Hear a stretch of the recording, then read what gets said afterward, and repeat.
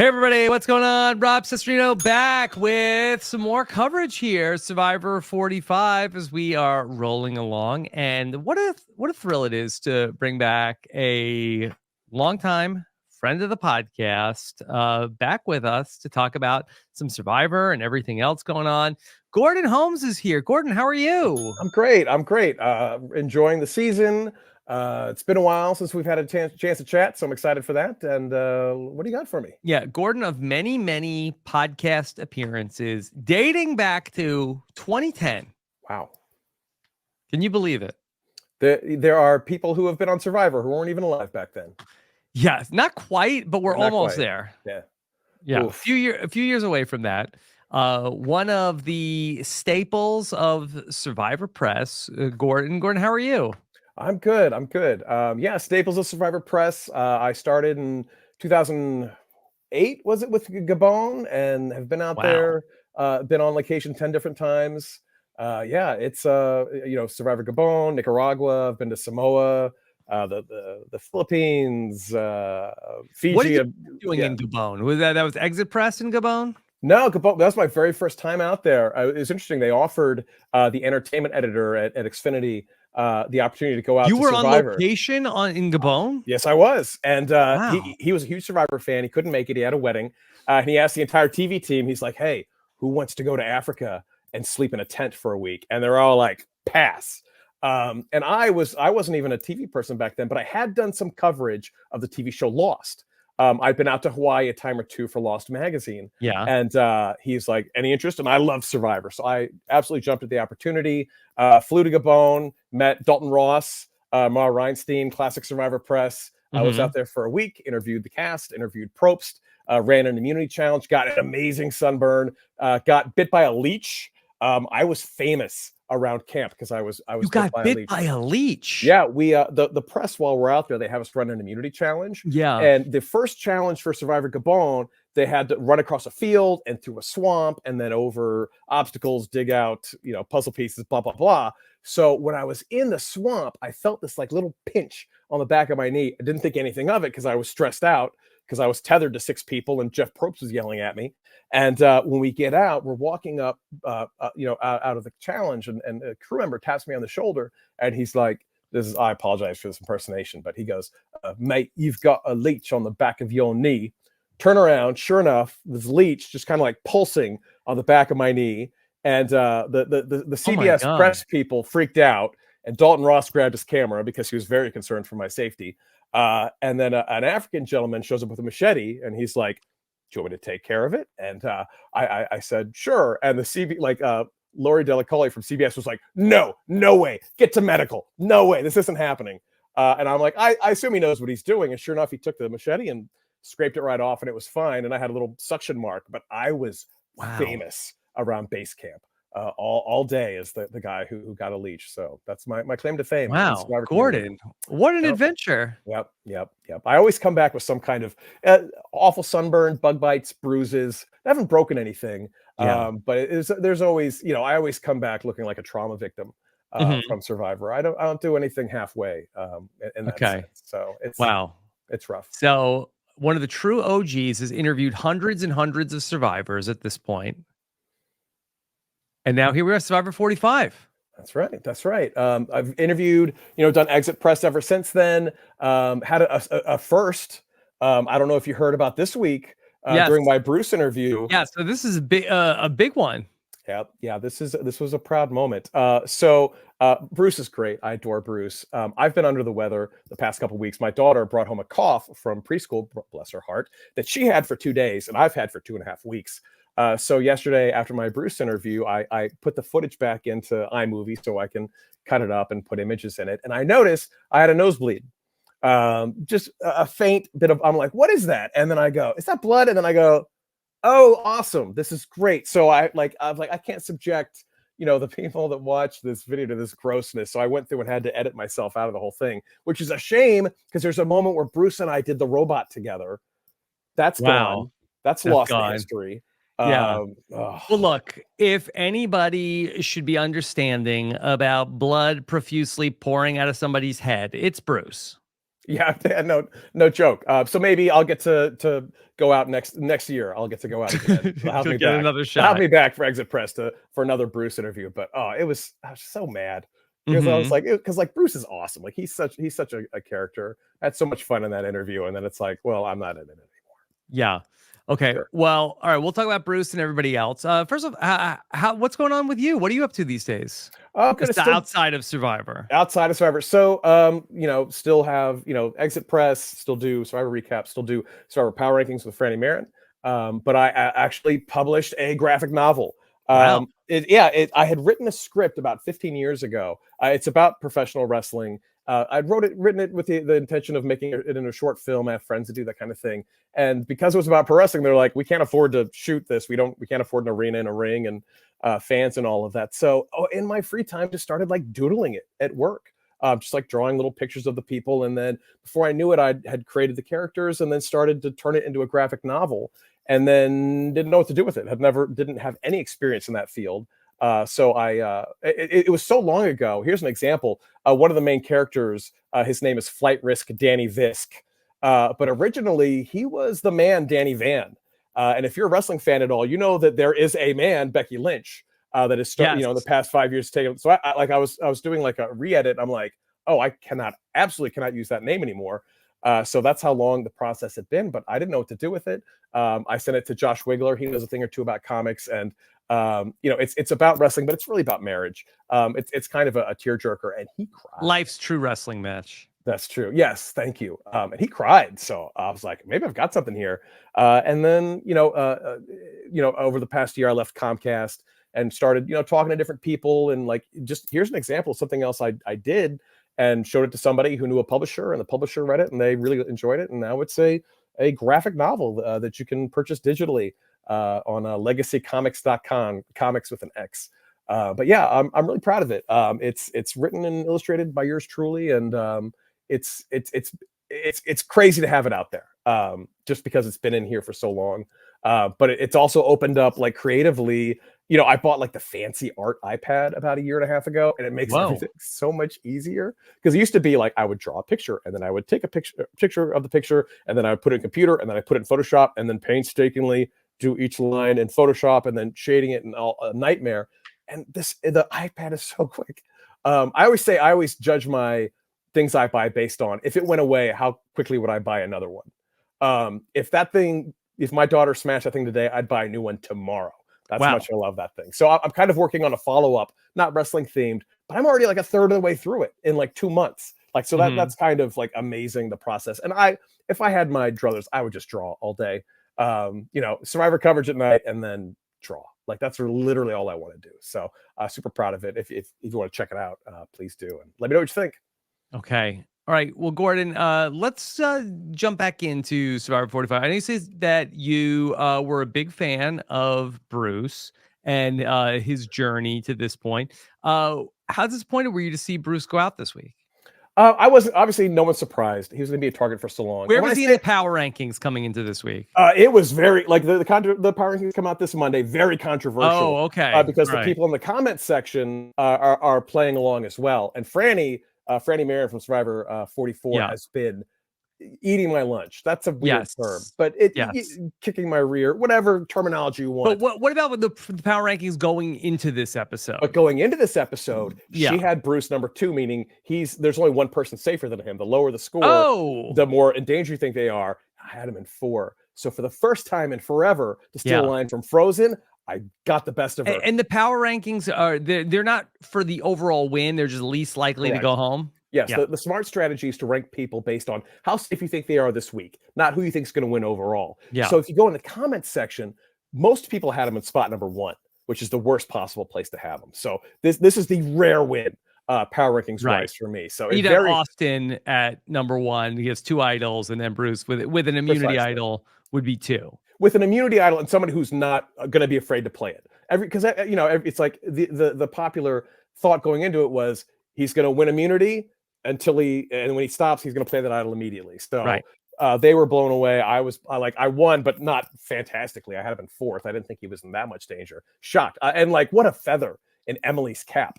I know there's been a lot of controversy over whether this is a good move or not, because nobody's afraid to take Bruce to the Yeah. end.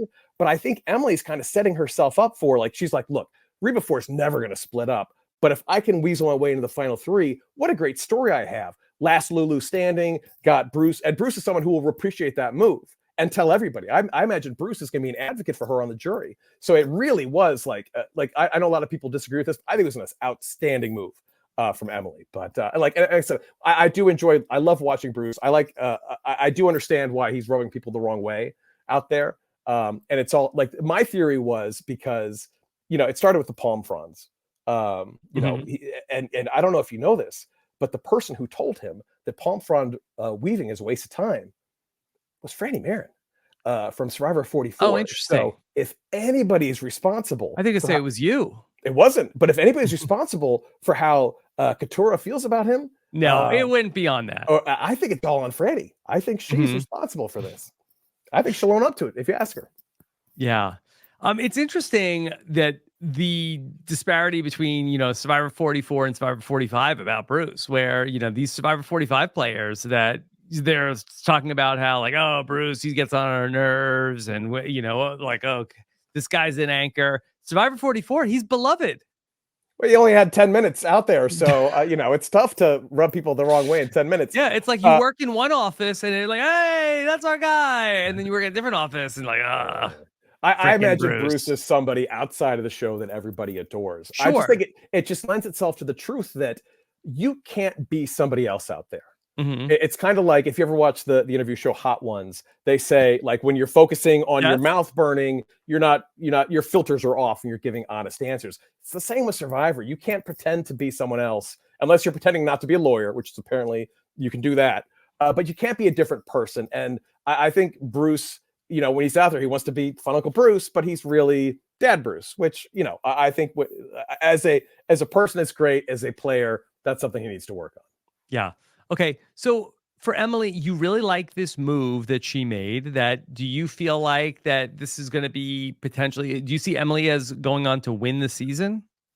As mind-blowing as it is to say at this point, I could see that situation. I see someone like Jake, who has had just, disastrous tribal councils recently. Every tribal council, he's begging someone to work with him. It's a bad look in front of the jury. I think you've got Drew, who's like, he's coming up with the plans, but is he the least likely of the four to win based on, Dee's got this great social game, and Austin, is winning challenges and also is finding all these idols. Julie's got like the mama moniker, which I'm not sure works in her favor. Katurah, what story does she have? Emily has the best story. So if it does get to a situation where it comes to final five and, Drew and Austin, don't want to go to the end with the four, I think she can work her way in. I think obviously she can win immunity. She can win a fire making challenge. If she gets to the three, I'm not saying she's going to win. I think she's got the best story, and I think she's got a lot of respect on the jury. Do you think that the Rebas will ultimately turn on each other? Like, if you're the Reba 4 and you get to 7, doesn't it make a lot of sense to stick together? I think if you're Drew and you are the self-professed, like, smartest person to ever play this game, I had this thought, like, early on he compared himself to JT and Steven, his relationship with Austin. Right. And looking back on it, I think Steven was more liked than Drew is, because Drew now has been butting heads with Jake. Impossible. No. I think that Steven has an immunity win or two. So, like, in this comparison, and then when they find in Tocantins, I don't know if you remember this, it didn't turn out so well for Steven. Yeah. So Drew, if he truly is one of the smartest people to play this game, he needs to figure something out. Because with all due respect to Steven, who is like a brother to me, but not to say that he was not well liked in Tocantins, but I do think that JT was adored in a way that I'm not sure that you would say that about Austin. Like, I'm not sure that people, like, the people out there in Tocantins would, like, fall over themselves to do anything for JT. I'm not sure necessarily if Austin has, like, demonstrated that kind of like lovability from these other people. Which I do agree, but we haven't seen the opposite. Like, we haven't seen anybody give a reason for not liking Austin. He seems to get along with everybody. He's starting to win challenges. That's my concern, is that, like, there's no reason between Austin and Drew. What's Drew's story other than, well, I made these calls, where like, well, they're going to make the argument that they all made the calls together as, you know, as a foursome. So I feel like Drew's got to do something, or he's playing for second or third place. So, you know, they make it seem like Julie's going to be the wild card, but then she also said that she would stick with D, even though she's admitted that D can beat her in the social game. So I think there are players within the four that should be making a move. Will Gordon, they? Who knows? Tell me about your winner pick. I know you told me it was Katora is your winner pick for the season. Okay, so first off, why Katora from the start of the season, and how you feeling about her after this week? I tend to steer away from the pregame press too early. Like, I don't like to get started unless I was a part of it. Unless you go there. Unless I go there, and then I have no choice. Yeah. So but it was a matter of just like, and I'm historically bad at this.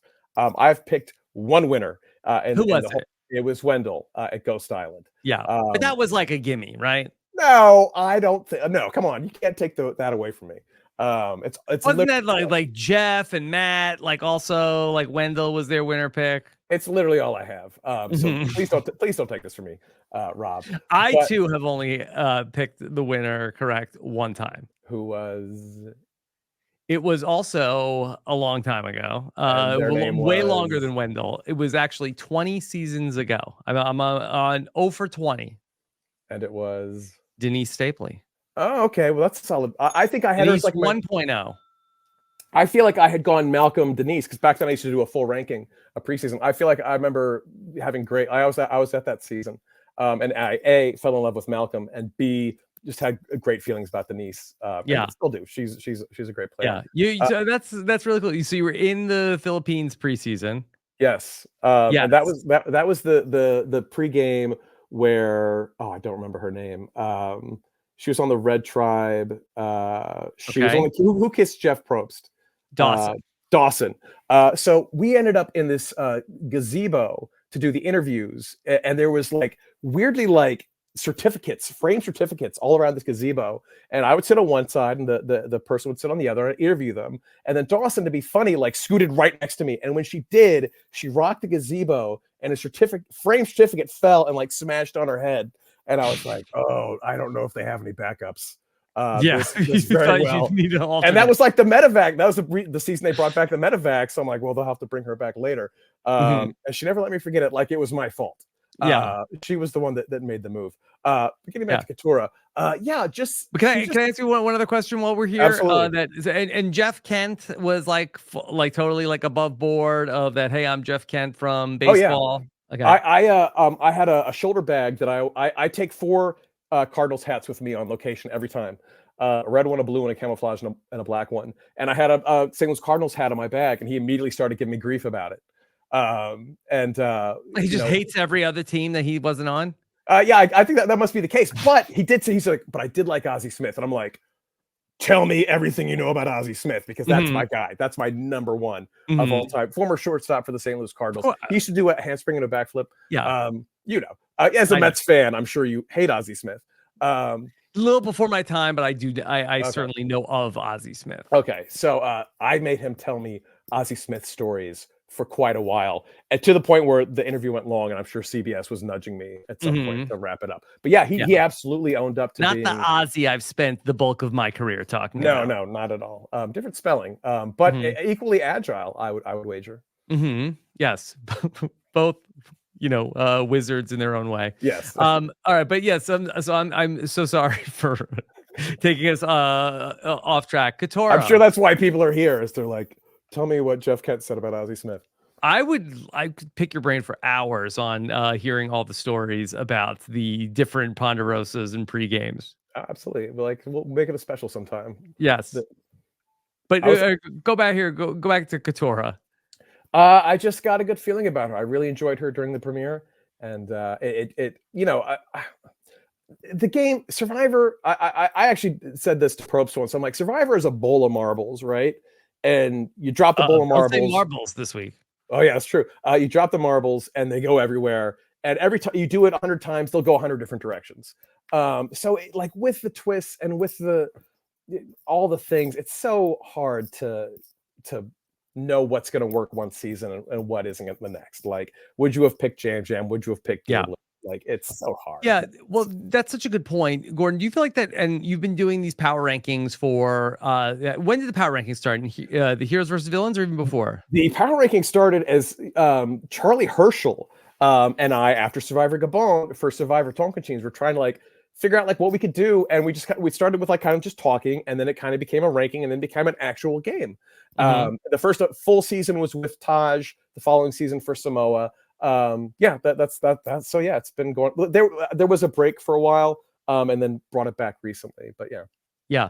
So I have found, and tell me if this has been your experience as well, that I think that in terms of like prognosticating what is going to happen from week to week, I feel like that has gotten harder over the years. That even though we are more experienced, that I think that there's less, at least, maybe the 90-minute episodes will end up being like more instructive for us. But I feel like that from week to week, I feel like that there's less of an indicator of what will happen next, as opposed to earlier on in trying to predict who will be out next. yeah, I would absolutely agree with that. And it's not just twists. I think it's the players. They used to intentionally cast people that didn't watch the show, and I feel like they do that less and less now. So you have these people that all their lives have been dreaming about doing these things, so they're probably more willing to think further ahead, to anticipate different twists, to have examples of where this worked or didn't work in the past. So I just think it's not just the twist, but it is also the twists, and also like with you can't predict a quit. And we had 2 of those this season. That's pretty tough to do. Yeah. So I do very much think that it's just like the gameplay, and maybe the twists encourage this, is on such a higher level. Not saying that they're better or worse than previous players, just that they've had these examples, of people making big moves, and they want to do it, and they will target people. It used to be, this person's not helping around camp, of course they should go, and who cares anymore? Yeah. Have you gotten better at the power rankings over the years? See, I feel like that's so interesting, where this is your game that you made up, that you play season after season after season. And I feel like that almost always you're losing to the person who is coming in, who has never done the power rankings before. I don't know if I would say almost always losing. It's just, but many times, right? Since I don't know. Somebody probably has the stats. And you're not throwing them to try to make the players look good, no, right? although I did get accused of that season I lost to Taj. She did an amazing come from behind victory, and that was the year of the 20 season party in Los Angeles. And I met up with her and her husband Eddie George. Of course, at the party, and having a great time. And she goes off to the bathroom, and he pulls me aside, and he's like, "You can be honest with me. Did you throw the power rankings?" And I was like, "Wow." I wish I did. George accused you of throwing. Now, I mean, look, you are a professional wrestling fan. Yeah, true. So I do always say, I don't care who wins or loses. I just want it to be entertaining. And I'll spoil this for Monday, but Franny and I were talking about how Coach and I used to do crazy things like do rankings with a haiku, because of course Coach would want to do things with a haiku. So not this week, but next week we are doing power rankings with limericks. So that's exclusive. Wow. Okay. For the Rob as a podcast Keep universe. them family friendly. Okay. We'll see. What rhymes with Katura? So we'll figure it out. Oh, yeah. It's gonna set the internet on fire. Yeah. Okay. You could get dicey with a couple of these people. Yeah. D. What's a girl named D? Oh, that one will be easy. Yeah. Okay. All right. You mentioned the 20-year anniversary party. Gordon, forgive me that I love to hear all of the stories. Do you have any fun stories from going to the 20-year anniversary party of Survivor? I don't know if it's a fun story, but no, it was, I live in Pennsylvania. It was a part of, I believe it was a part of like the TCAs. They hosted this amazing party to highlight heroes versus villains. They'll never do that again. Oh, no, it'd be a train wreck. But it was just so many people showed up, and they had like, all the logos, and it was really just a great time. But I had just come off of, Survivor. Like there was sorry, I lost my train of thought. But like back then, Survivor was a little more heated than it is today. There aren't really villains anymore. And Mm. I had not been particularly kind in my coverage to a certain Olympian who had Oh, appeared okay. on I Survivor thought, see, I Gabon. thought you were going to say Russell Hantz. No, Okay, so this so is yeah. a certain Gabon Olympian had a few words to Mhm. say to me, and ended up having She an knew who amazing you were? because I'd been out to Gabon to interview her. Okay. Yeah, and that's it always blows my mind. And Crystal went up to you and said what? Like, "How dare you? It wasn't that aggressive, but it was definitely like, Forget "I've been you, go reading your home, stuff," goodbye? and what's that? Forget you, go home, goodbye," No, she it said to you? wasn't that harsh, but I had said a thing or two about her challenge prowess. Maybe I expected a little more from an Olympic athlete, so she let me know about it. But it was a great night. I remember specifically meeting with Rupert and his wife, and Yeah. because I was also doing interviews while I was there, and made some joke about when's she going to be on, and him saying, "Oh, they say spouses aren't Just ever allowed to wait. be on." 3 Yeah, no, more yeah, years. yeah. So that ended up happening. But I think my favorite thing was I had done a piece with Jeff. Jeff and I were doing a Survivor question of the week, Okay. and it was like, who's the best challenge performer or whatever. And one was, what is your Mount Rushmore of Survivor? Yeah. And I forgot who he said, but I think mine. I think you were on mine. I think it was. Oh, bad list. No, I think it was Richard Hatch. You. My thing was people who changed the game, and Okay. I know Game you're probably sick changers. of hearing this. I very much believe I'm you not. saved Survivor. I Yeah. know you hate to hear this. Yeah. I don't care. You changed Survivor. So Johnny Fairplay Mhm. cornered me outside, and he's like, "I saw your thing, and you're way off." And he had his reason. But the funny thing is like he kept calling people over to talk about it. So like Sari comes over, and and I'm still relatively new to this. And it was just like this amazing experience to have this debate because, like I said, nobody I know watches Survivor. I was at a party once, and my buddy's friend was a big Survivor fan and knew who I was, and he's like, "Is it cool if she asks you about Survivor?" And I'm like, "Please." I never like whenever like I don't. My own wife doesn't watch Survivor, so it was just like an awesome experience to be new to it and then be surrounded by like Survivor royalty and like having this debate. But that party was amazing. The hors d'oeuvres were good too, if I remember correctly. Yeah, I don't remember much about the food, but it was just like a really, really fun night. And it was probably like a big, like transformative night for me personally, in that I had not really done a lot about Survivor or with Survivor, in many years. And so that was really like my first like big like indoctrination back into the Survivor world. And it came like right around the time, like, I was probably a couple of weeks away from starting Rob as a podcast for real. That's right. And that's actually how we met doing the power rankings during Survivor Heroes versus Villains. Yes. The see, like as I've been doing it with a single person, they were like, "What if you do someone new every week?" And when they introduced me to you, it was Hmm. magic. It was kismet. Yes. And I had done what, 1 week of the power rankings in Heroes versus Villains. Yes, I don't remember who won. I don't like that's the thing. I have literally the worst memory. Hmm. So I wonder if I can. I don't even know where that stuff is anymore because I worked for Comcast and they became Comcast.net and then Xfinity.com. Like all these blogs have like scattered to the wind. I tried to save them to my personal blog, but I know I've lost a lot of them over the years. Hmm. But that'd be an interesting question. If it's so Gordon, easy, Gordon, overall here on Survivor 45, how are you feeling as you've covered so many seasons about this season? Can you take the temperature of the season as it's going along? uh, my concern with these later seasons, particularly 43, was I don't like to be I don't like to be surprised by a winner.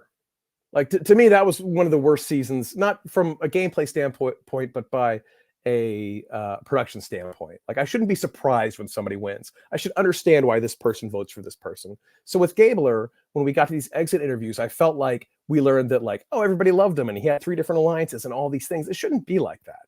So if we get to the end and Emily wins, I'll be pretty happy because I think they did a great job telling that story. If we get to the end and Jake wins at this point, like I don't think they have done a particularly good job telling that story. So I hate to kind of hedge my bet with like, let's see how it turns out, but that's kind of where I am with it now. Like, 44, I felt they did a great job explaining why Jam Jam, took home the check. But I think it does a disservice to the cast when they don't tell that story. Like, how many people were torn apart for voting for Gabler online and didn't get the full story? Like, they might still disagree with it, but maybe they would understand it better if production had done a better job of explaining why.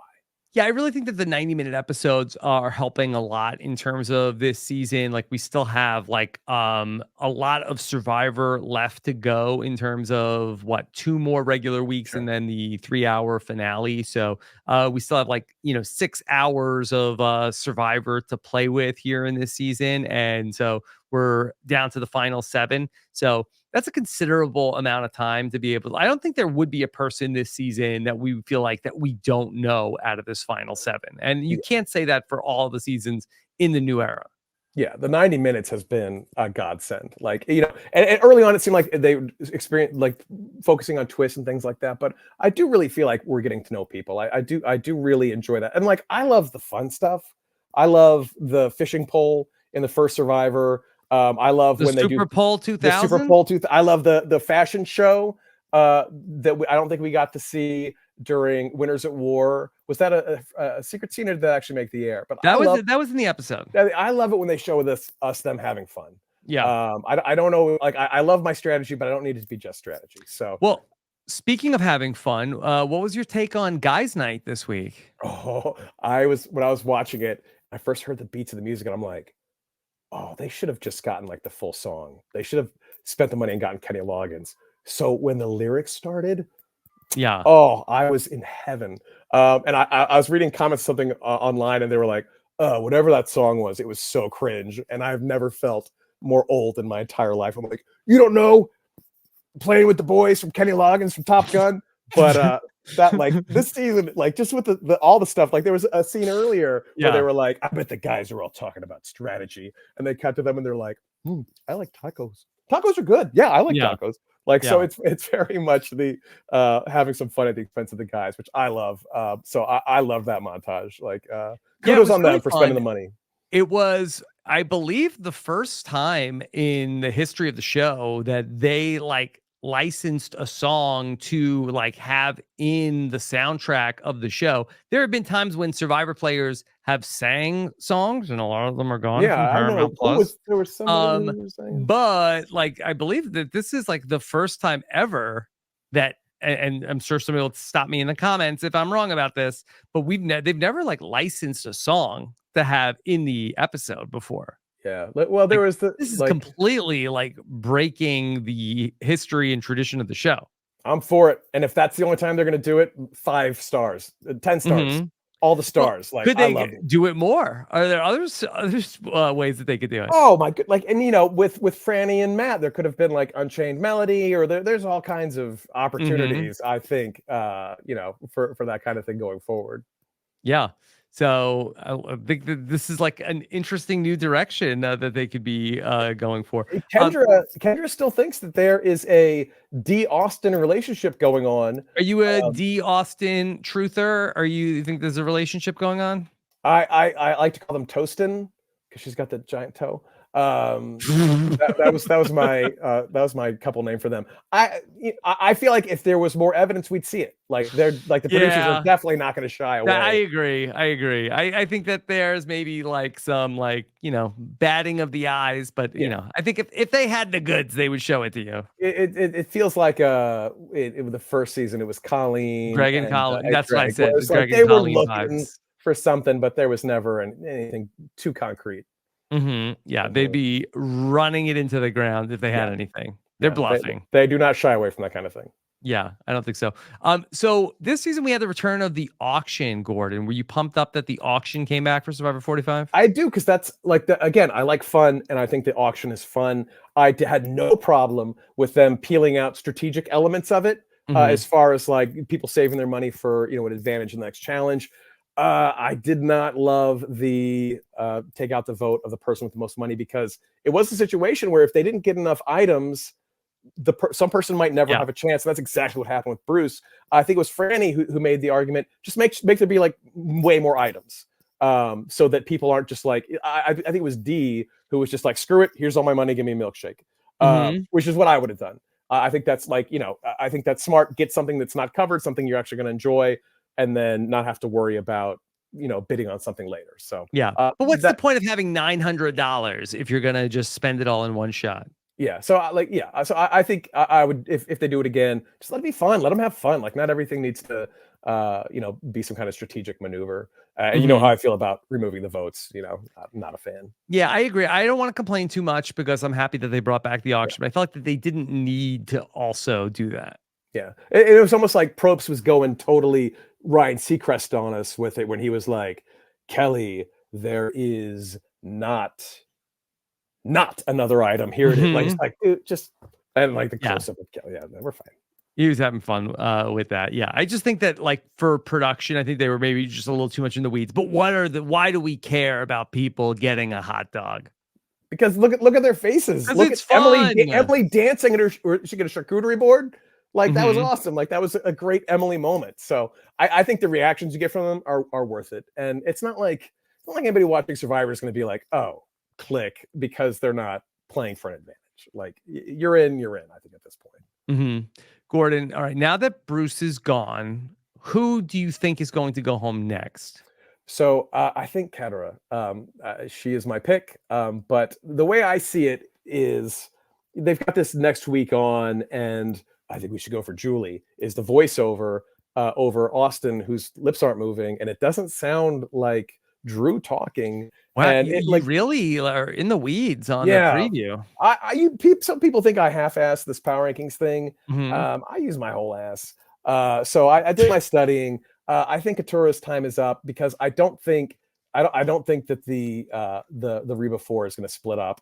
I think nobody's afraid of Jake. I think Keturah and Emily are kind of like on the periphery of the Reba 4. They've been giving them information, but I think that Drew and Austin are closer to Emily. So I think Keturah. I think for whatever the end game is, I think they're approaching it, and it's time to start like clipping people until they get to where they want to be. So unfortunately, I think it's Keturah. Although if they do throw an idol back out there because Bruce went home with his, that opens up a world of possibilities. Talk me through what you're seeing in the preview. So it was, I believe it was Drew and Austin standing in the water, and there's, the subtitle says, we got to get Julie, or maybe it's time to get Julie, or something Julie. And the shot is on Austin, and his lips aren't moving, so he's not saying it, and it doesn't sound like Drew. And I could be reading, this could, if we ever do the Unsolved Mysteries again, maybe this is for that. So it very much is a thing. And then it's Dee's like, I don't know if I'd do this, and then Julie's like, I might go rogue. Nothing's concrete.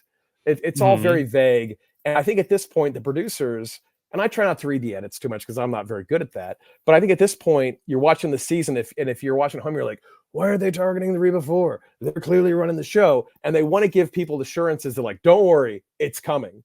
But they don't have much to go off of, that's the kind of thing about reality TV is like, they can't, they don't fake scenes. They just tell the best story they can with the little pieces they can cut up. And I feel like if that's the best they can do, then they don't have much to go on. Yeah, I would say that I think the Couture is a very good pick to go out next. I think I'm still probably going to go put my chip on Jake, not to do my power rankings right now. I think that this has got to be the week, right? I think, like I said, we just filmed, and I had Jake higher. I'm kind of regretting it just because it might be time to appease Julie. If they're going to keep her close, she's going to be like, he said my name once, and and she's like, Mama J is a killer. I know it. And I know she's just desperate to get rid of Jake. We'll never forgive him for that vote. So I think I might come to regret having Jake as high up as I did. But because my thought was like, I'd have no problem going in with Jake. So I'm going to target these other people first. But you might be right. It might be finally time to appease Mama J. Do you put a lot of stock into the women going on the reward together in this episode? Do you think that there is something going on there? Franny had a great point. Of course, Franny would be the expert on this. Yeah, like that. She won that reward last season. Yeah, if you haven't checked out the power rankings, if you're not interested in the game or whatever, like it's worth it just to hear my opponent's thoughts because like Franny has educated me so much. Of the best. And previously Owen was the previous season. And they're so smart. And she said the problem with, hey, let's be an alliance because we have all one thing in common is that like they're not all coming from the same place. Like Couture and Emily might be like, hell yeah, let's do it because they're in lower spots, but like Dee's in a great spot. So why would she sacrifice that for the sake of this alliance. So that's always going to be the problem with But an alliance that tries to come together. yeah, I don't think it's necessarily like, hey, we're all the women, let's stick together. But I do think that there is some possibilities where, that previously to that reward together, that I feel like that Dee and Julie really had like one path. And that's like, hey, we're the Reba 4. But now if the lines of communication are open with Emily, who was willing to take them on the reward, like, I don't think it's out of the question where whether or not Couture is even part of it, where, okay, hey, I actually want to get Drew out. I want to get Austin out. Hey, Emily, do you want to work with, Dee and Julie to potentially make a move against the other Rebas? So I think it also gives Emily like a little bit more leverage here because now she also has multiple paths. Sure, but there's also the point of for Dee and Julie, it's a matter of we're this solid unit. This is the story I'm trying to tell. As soon as I stab Austin and Drew in the back, that might cost me jury votes. Whereas if Katurah does it, they're not gonna be mad at her because they weren't that closely aligned with her. So I think there's a lot of options. I wouldn't be shocked. But that thing that Franny said really stuck with me. It's like that does make a lot of sense. I totally understand that it spectacularly did not work out for Franny at that same point last season, where that there was a number of things going against her, where she had won multiple challenges, and Lauren was very much still like, "Hey, I'm going to stick with my Ratu people," and that was like the way that she was seeing things at that particular point in time. So it did not work out last season, but I just feel like that it. I feel kind of like that this group that was there at the sanctuary this time around, like, are sort of like, seems like that they have like a little bit more synergy, especially compared to like when we cut to the guys' night and Drew is fighting with Jake, and Bruce is not getting along with other people. So it just seems like that the people that were left home are going in all different directions. You think there's a Thanksgiving alliance that is willing to rip things up? I don't think it's necessarily like they put their hands out and said, okay, this is it. This is the 4, like we've seen at some reward challenges in the past in Survivor. But I do think that there is an opportunity for these 4 to work together. I think it was you brought up the Drew and Jake argument. I think like Drew, if Jake goes home this week, like, right, is there not like at least a conversation of those 4 voting out Drew and Austin next? Like I said, like I can see it, and definitely more so than the Franny season. Getting rid of Franny at that point, I don't know if there's ever anybody been as dangerous in late game in a season than Franny was, between the challenge prowess and having her boyfriend on the jury, doing some work for her. I don't know if anybody was more dangerous than Franny was, but I could see it. Like, but there is always going to be the thing of like, a day one alliance. And then, I do think, Drew and Austin are probably the type that would respect it.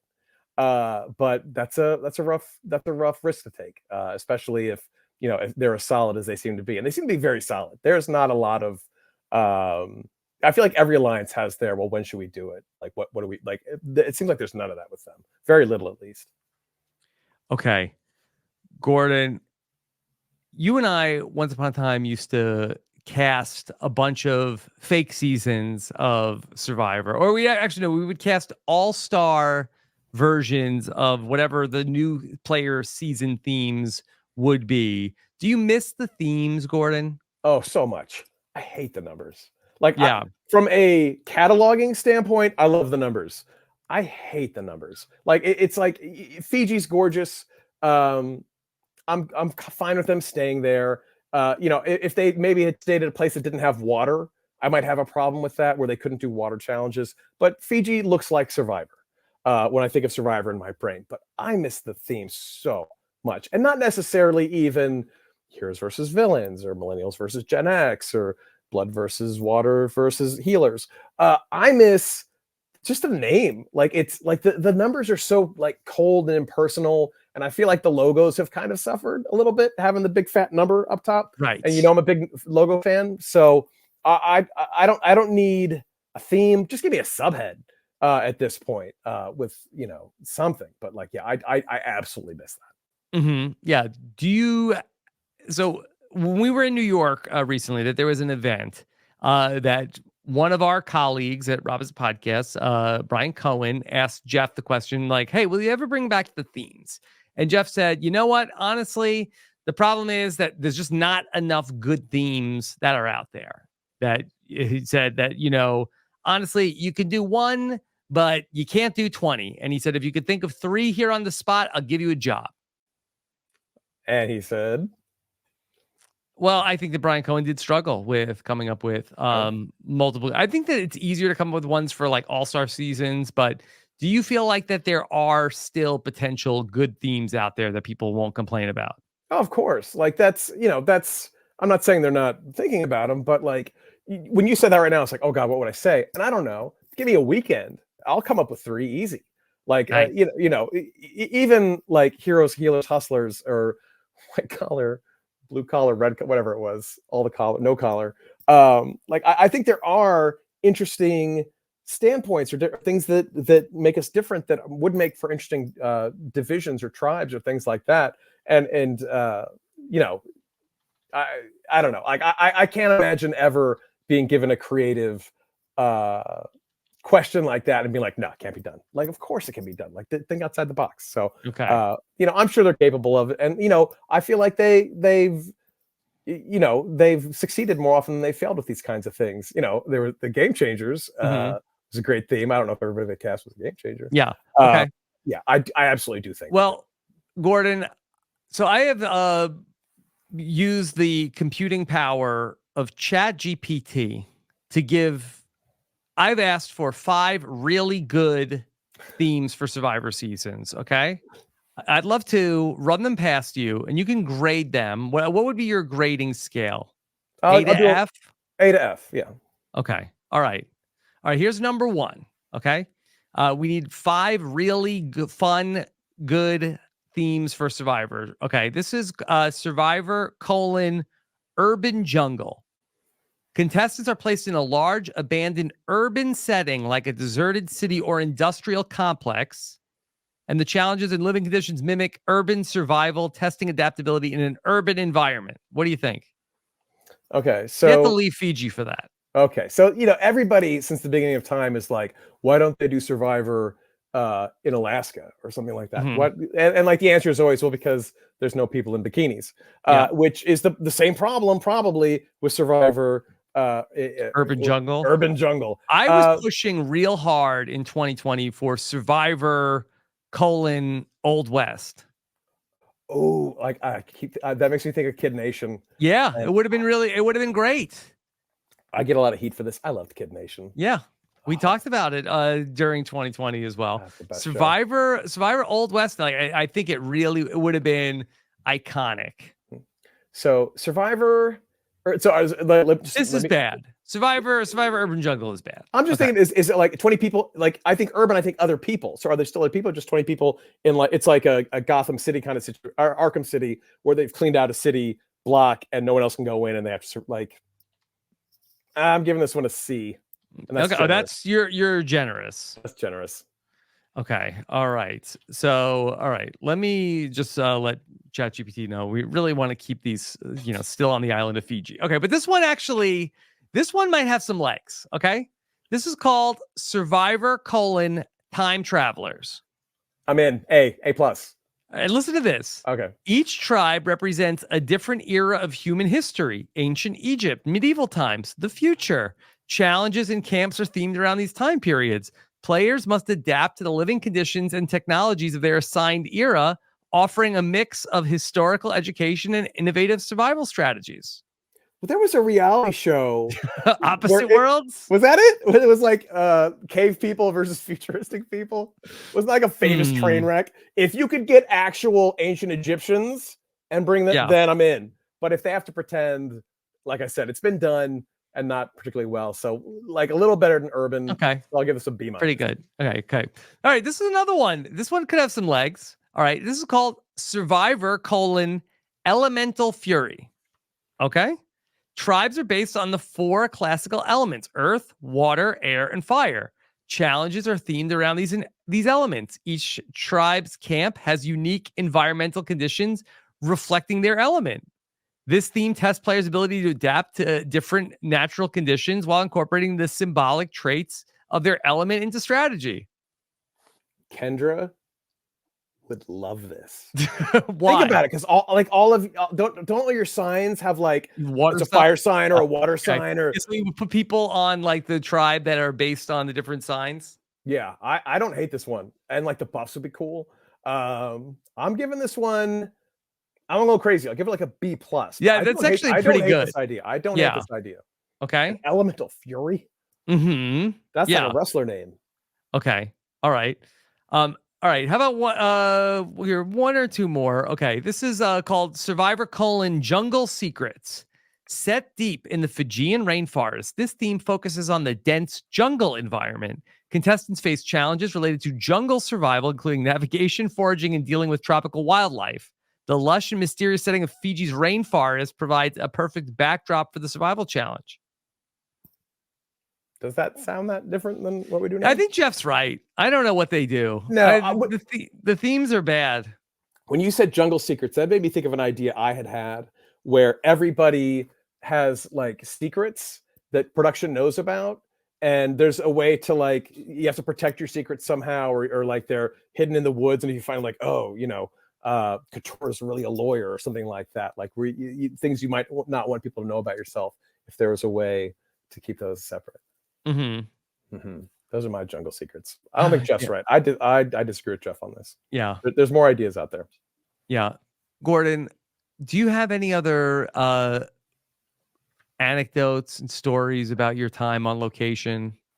Oh, hundreds. Like anything in particular?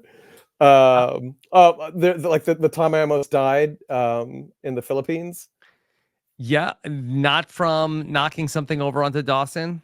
No, I don't remember which season this was, but the tribal council. What usually tribal council is like a boat right away or whatever. But it was really near base camp, and a lot of other Survivor productions had shot Survivor there. So they like when you would walk to tribal council out in the jungle across this like swamp, you could see an old tribal council set that somebody had built and never destroyed. So Dalton Ross from EW and I were walking to the tribal council set. I'm like, oh, we should try to get out there. And he's like, no, you would die. I'm like, no, look, there's a little walkway, because there's like this little like rotting like wooden walkway. I'm like, no, we're fine. He's like, you will die. And I'm like, okay. So I keep that in the back. So it's the last day we're there, and for some reason the Jeff Probst interviews are going super late. And mine was for print, so I'd done it earlier. So everybody's waiting who's doing video to do their Jeff Probst interview. So I have nothing to do. So I'm like, I'm gonna go take some pictures, which was a lie. I was gonna go get to that tribal council set. So I get out there. What did you want to do at the old tribal council set? Be there. Yeah. See it. Take pictures. I don't know. It was a half-baked plan. Okay. So so there's this big wooden walkway that leads to our tribal council, and then this like really decrepit walkway over the swamp. So I get to it and I put my foot on it and it collapses. And I'm like, there was another one. And I go to this other one, and it's almost like a frame, like just like beams, like you would like for like the beginnings of a house. And I'm like, oh, I'll just bounce beam my way over there and then get to the walkway and get there. So like, trying to be like Assassin's Creed, trying to walk my way there. And the beam I'm standing on splits right in the middle and drops me into the swamp.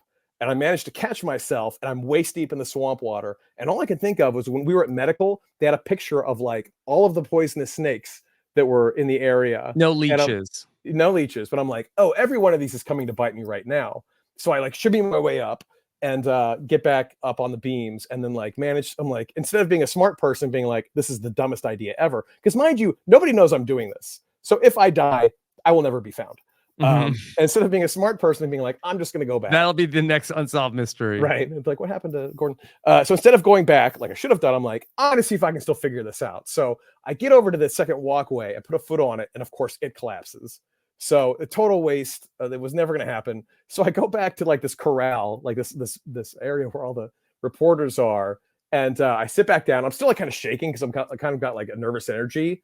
And Dalton goes like, how'd it go? And I'm like, I'm fine. So clearly that was the wrong reaction. And then Mara Reinstein comes up. She's like, you have a branch on your head, and like picks it off.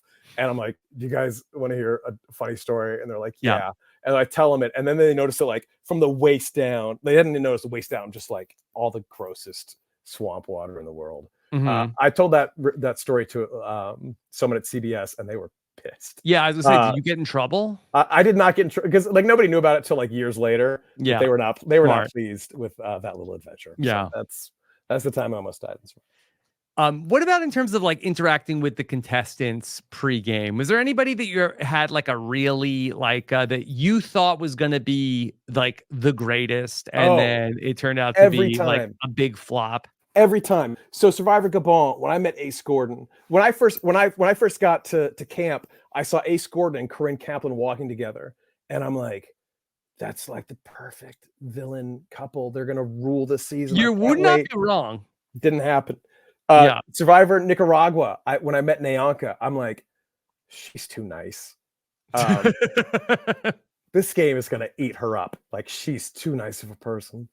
I was off just a Mhm. little bit. So like, yeah, Yeah. famously, like if I have a good feeling about you, you're gonna fail. That's basically it. So, but yeah, it's always interesting. Like I said, it's marbles. You drop them, you never know where Yeah. they're gonna go.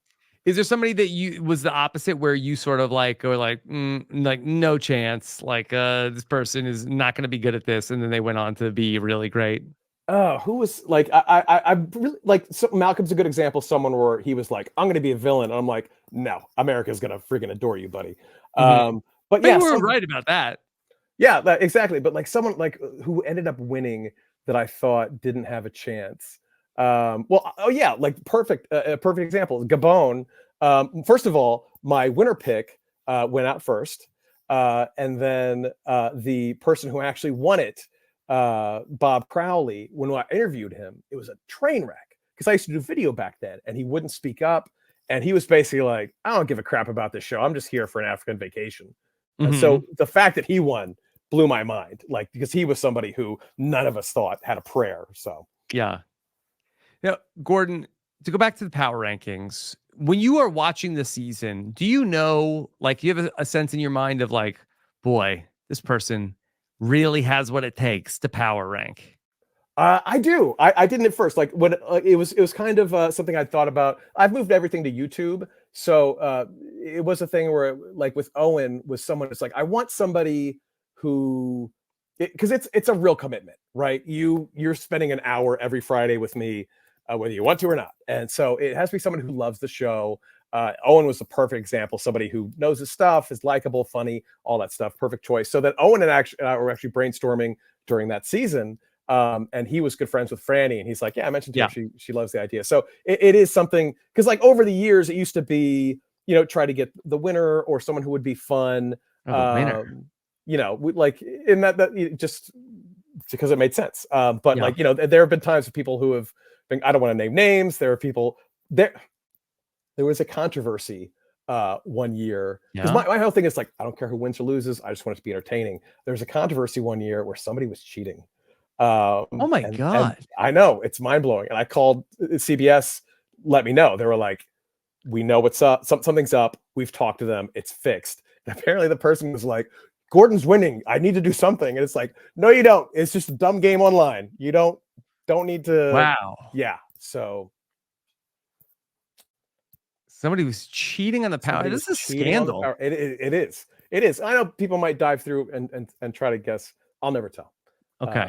But it was a whole thing. It Wow. was a whole thing. Yeah. It was very controversial. Are we close enough yet? Can we have a full season of Survivor with all people that have done the power rankings?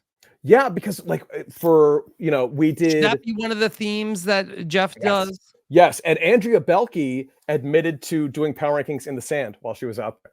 Like cuz like she had done it and then she went back and like that was her way to think about how things were going. It'd be a shame if somebody came up upon her and they saw that they were going to get voted out. But Mhm. yeah, like between like we did a person a week for Heroes versus Villains, the season after South Pacific, One World, we had like a bunch of people doing. Don Meehan Yeah. was a power rankings rock star. So like we had like Cochran and her and a bunch of other people from that season did it. So some people have done it a couple times, Coach has done it a couple times, but yeah, we could absolutely cast a power rankings Survivor, and I'd be there for it. You don't have to name a name, but do you have one person in particular that you have your eye on for season 46? Oh, I don't want to say because if I don't get them, it might make. Owen and Franny were absolutely my first picks. Yes. So I would hate to be like, oh, I wanted this person and then it not to work out. And then person failed. So I But have you had have people. somebody. You have I have somebody, the apple of your eye. I do. But I'm keeping it in Okay. the vault. Okay. I have had people. Malcolm was an example of someone who was like, for the Philippines, he was like, he's like, when we're done with this, I want to do the power rankings. I'm like, if you do well, you can do the power rankings. Yeah. And then he was cast immediately after Yeah. to go back for fans versus favorites. And I gave him a lot of grief over that. Fact, the audacity to do that. But and then did he come back and then do it for season 27? Yes, and then he insisted on doing it for Winners at War. And I love the guy. I don't tell him what to do and what not to do. So I was like, you're in. That's fine. That's wow. Good for Malk. Yeah. Like if you ever read my exit press with Malcolm or my pregame press, like it reads like a softcore porno. Like what does that mean? We adore each other. Like I hope he adores me, but I truly adore him. He's the best. I accidentally I meant to text my wife. When my wife and I were dating, I was running late for a date and I was like, hey, I'm stuck at the corner of 310 and whatever, and accidentally sent it to him. And he was like furious that he thought I was trying to make him jealous. I wasn't. It was an honest accident. And now he's engaged too. So what's he even on? Yeah. That was even in pregame for Game Changers. Andrea Belke was trying to get information out of me. And she's like, you probably told Malcolm everything, right? Because he's your boyfriend. I was like, I know the authenticity of the game is as charged. No, the authenticity of the game is paramount to me. I will never give anybody and people have tried. That's one of the interesting things is like people absolutely do try to get information out of you when you're in those pregame interviews. So Dalton, what do they try to say? They like, what do you think of this person, or who should I be worried about? Stuff like and especially when it's a returnee season and you have a relationship with the person already. So people are like, hey, so so Gordon, so did you talk to I'm trying to remember who was on that season. You talked to Ty yet? What did Ty say anything about me? And they were like watching your reaction. Ty wants to vote me out, right? It's like prison. Like, when they're like, when you go into it, like if you're like, if you're a prison guard and you can't don't let them know anything about yourself because they'll use it against you. So yeah, it very much is like, you can't trust. I remember the first time I did anything was Gabon, like I said, and Sugar had accidentally left, I want to say her phone. It couldn't have been her phone because they wouldn't have let her have her phone, but she left something behind. Like I'd walked her back to where the contestants were and had left the bios behind. And she's like, oh, I forgot my thing, and ran back to get it. I'm like, okay. And I was like, oh no. And ran back after. I don't know if she was trying to trick me. I'm sure she probably wasn't. She doesn't seem like that kind of player. But in my brain, it was like, I'm fired and I'm never coming back if I, accidentally hand over the bios to somebody. So yeah, I take it super seriously. The last thing I would ever want is to be responsible for, the fairness of the game is very important to me, as silly as that sounds, but they definitely try. Yeah. All right, Gordon. Anything else about the world of Survivor that you want to make sure people know, or anything that you want to make sure we discuss? Let's see. I think we hit all the big ones.